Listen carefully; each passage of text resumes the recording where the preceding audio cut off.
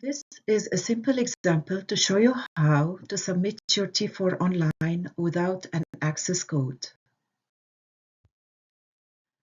You will have to log into My Business account if you are a business owner, but if you are an authorized representative, then you have to enter the business number of the company that is issuing the T4s over here. Once you are logged into My Business account, choose Payroll RP0001. This will take you to the payroll overview page, and then you have to scroll down. Here you will find records of the previous returns that should be displayed over here. But in order to file a new return, then you still have to scroll down. So, for example, if we are filing T4 returns for the year 2023, we are going to choose File a Return over here to start. So when you choose to file a return, you will have options, which according to the return type, it's either through the web forms or the internet file transfer. In our example, we are going to use the web form. It's up to, if you have 100 slips to submit, you can use the web forms. You can create the information of the return using the web form. Also, you can validate the data and calculate, print and save, and submit it online. They will also give you more information about the internet file transfer, but in our example, we are going to click over here to access the web forms. So now we are on the web forms page. What do you want to do? So you have to select one of the following. In our example, we are starting a new form or return. So we are going to select the first one. But if you have worked a little bit on the return and saved it and would like to continue working on it, you can choose the second option. If you already submitted the returns and would like to start a new original or amended return using your previously submitted file, then you can choose or select the option number 3. Now we can fill out the information for the new return, starting with the business number of the company, followed by the RP 0001 over here. The type of information return to be filed, we are going to choose T4 from the selection over here. In our example, we are going to choose original because it's a brand new return. But if you have filed the return and would like to make some changes or correction, you would be choosing the amended.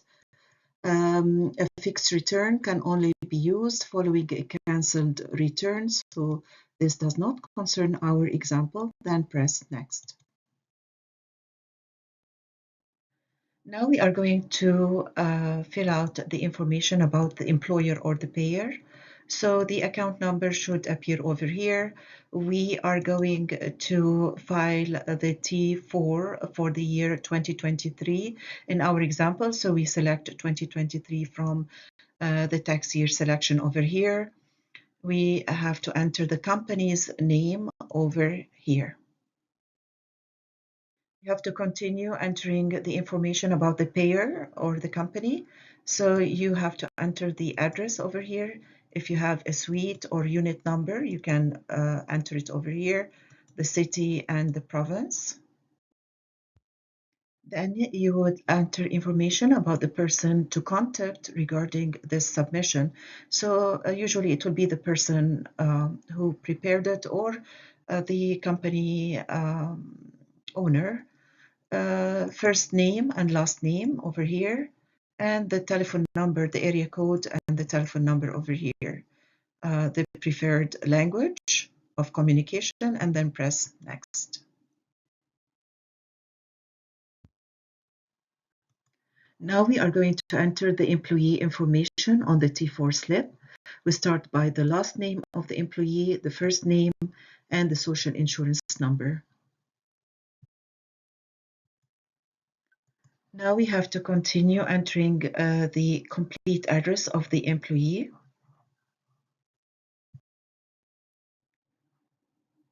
So now we are going to continue entering the financial information of the employee, starting with the province of employment.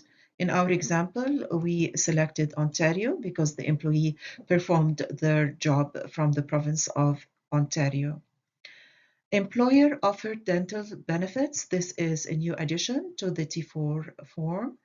In our example, the company does not offer any dental benefit services or care, so we selected code number 1.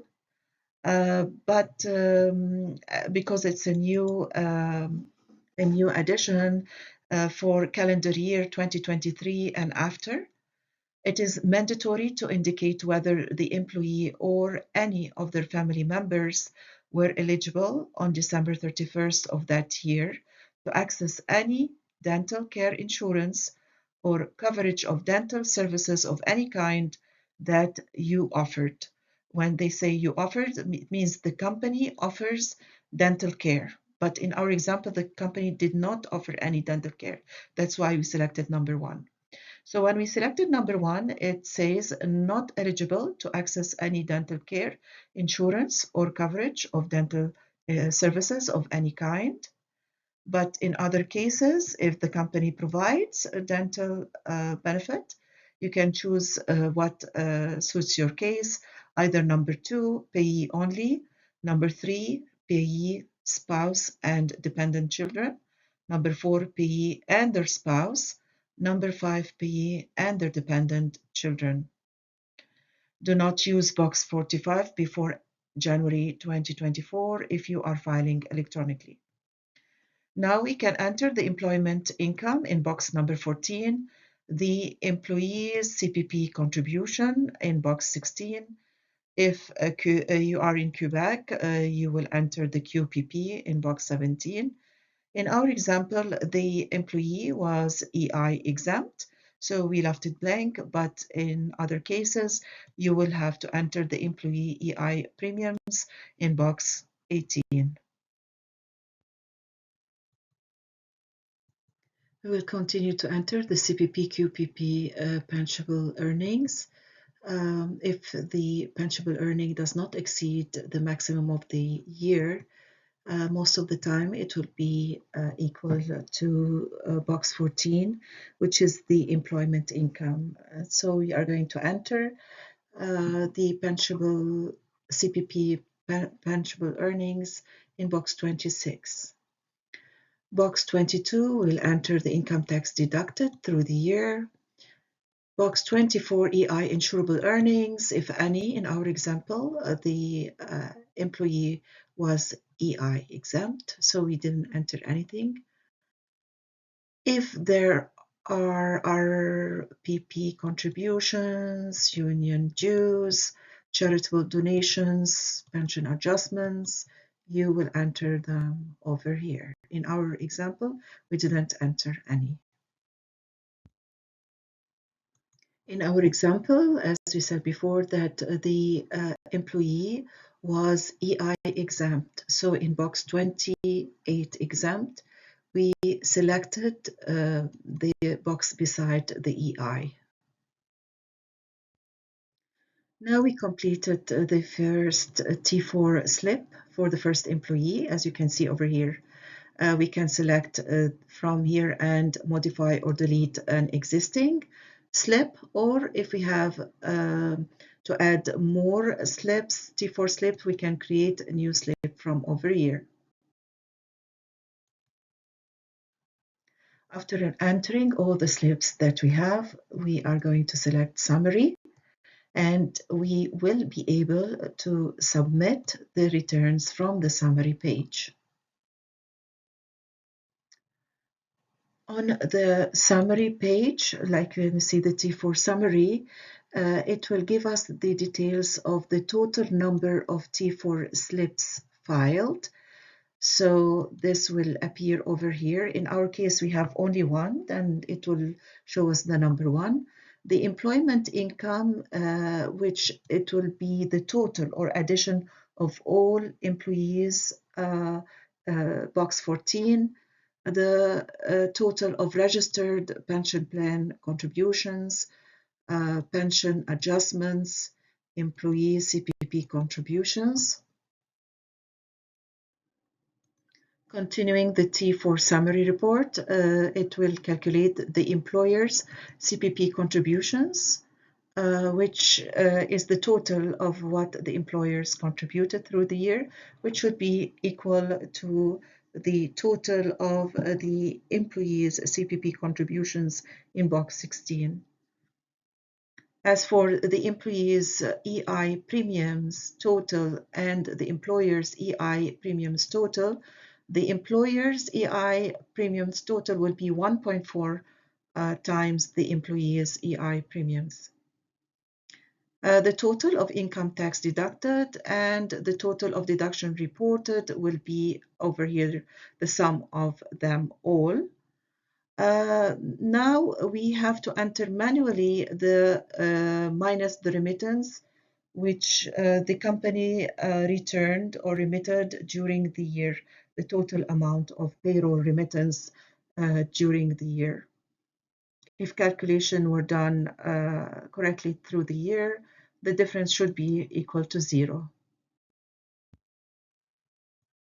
In some cases, the company might remit or return payroll remittances more than it should over the year. And in this case, overpayment will appear over here and it will be refunded to the company.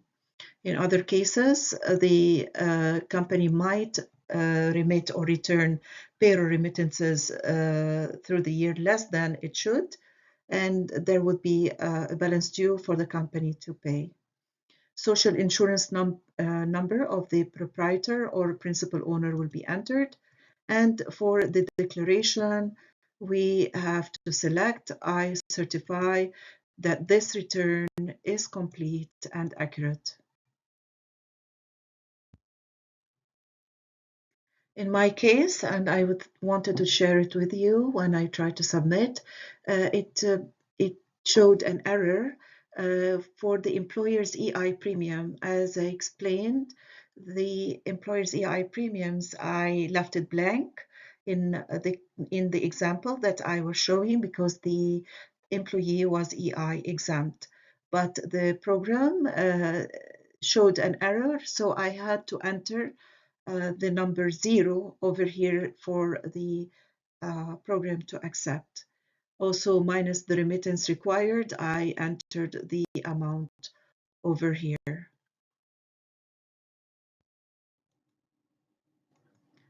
Now we can recalculate summary, especially if we entered the remittance amount manually through the year.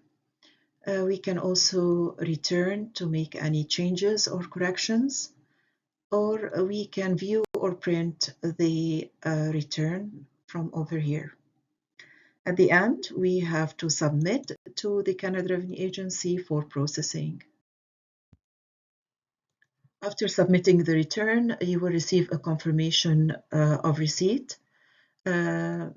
There will be a submission number, confirmation number, business number, the name of the company, the taxation year, and the return type, the number of slips that you submitted, and the date and time that you submitted. Of course, it is better to view PDF version of the return and save it. Also, you can print it if you would like. Save your return for future import and download individual slips.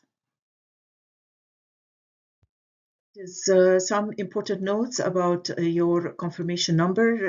It is important to retain the confirmation page for your records, especially if you have any questions when you contact the CRA. They will ask you for this confirmation number. You don't have to send any paper copy of the information returned once you submit it electronically. It is better to save your return for future imports. And of course, you have to provide the employee with a copy of their T4s.